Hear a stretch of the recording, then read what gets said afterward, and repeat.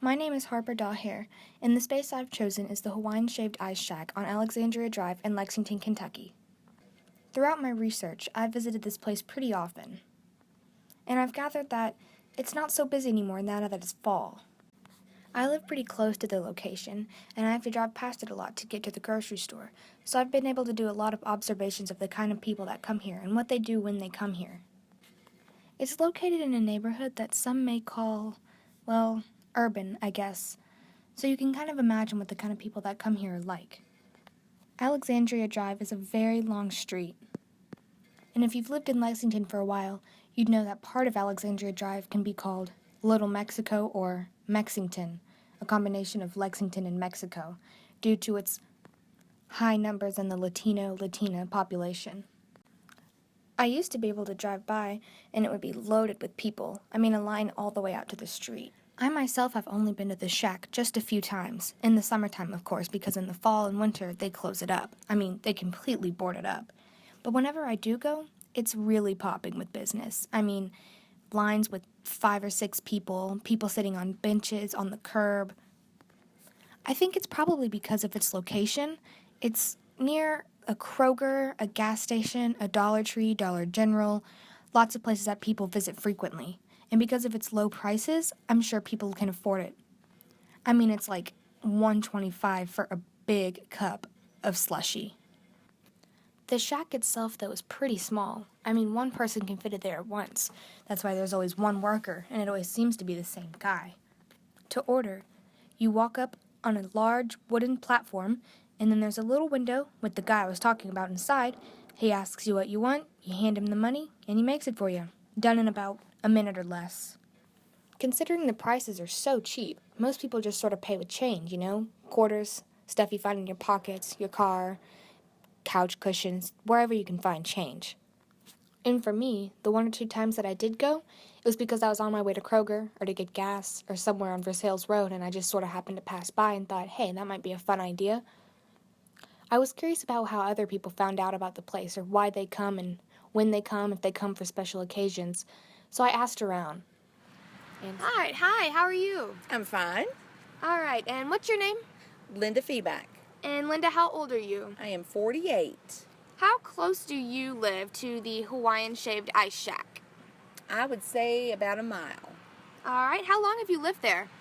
My present home, 3 years and about 15 in this area.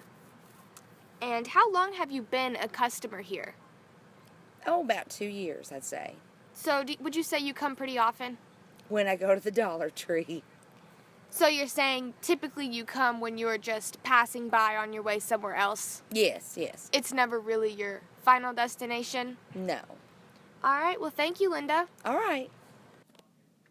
So here I'm talking to Linda Feeback, a local in the neighborhood, and she backs up my point where I state that people typically only come here when they're passing by or on their way somewhere else. People don't usually come here just to come to the Hawaiian Shaved Ice Shack. They sort of just see it as a treat, something on the way, a quick stop, something like that. And I had trouble finding anybody to interview that said otherwise. Given that it is fall and it's closed, nobody really hangs around there. I was talking to a friend about the little shack, and he raised a very good point. I wasn't able to get an interview, but I'm going to use what he said. He said, since they don't serve shaved ice in the summer, why not turn it into like a little coffee shop in the wintertime? Serve things like donuts, hot coffee, funnel cake. I'm not really sure.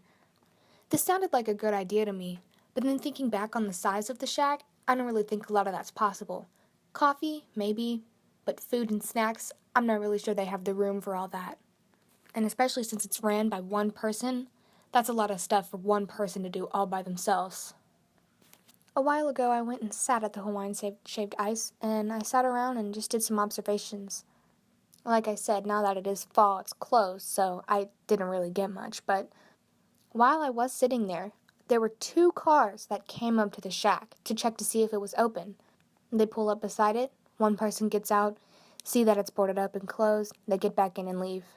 And I wondered, are they going to seek ice cream or treats elsewhere? Or was this just sort of like an an inconvenience that it wasn't open while they were on their way somewhere else. Both cars seemed to be in kind of a hurry, so I wasn't able to conduct interviews with them, so I'll never know where they were going after. But let's go back to summertime. Like I said, I've only been there a couple times in the summertime when it's actually open, but living in the neighborhood, I drive past it very often, so I'm still able to make some observations. I remember one time I walked there with some of my friends. Like I said, I live pretty close. We had our pockets full of change, and we approached the little shack, waited in line, and when it was our turn, we all got our little snacks. There's 2 benches to the right of the shack, and those were both full, families. Mom, Dad, 3 kids on one bench, Mom, Grandma, 2 kids on another bench, and that was really the only seating they offered. There is a small wooden bench directly across from it. I guess you can sit there while you're waiting to order, but like I said, that was full too. But for us, we just went and sat back in the car. We didn't leave. We didn't really have anywhere else to be, but we wanted to sit down to enjoy our treat, so we sat in the car. The place stayed busy too. When one family got up, another would sit down. I mean, the line was never ending. It only stayed about 4 or 5 people long, but as soon as that was up, we would be replaced with more.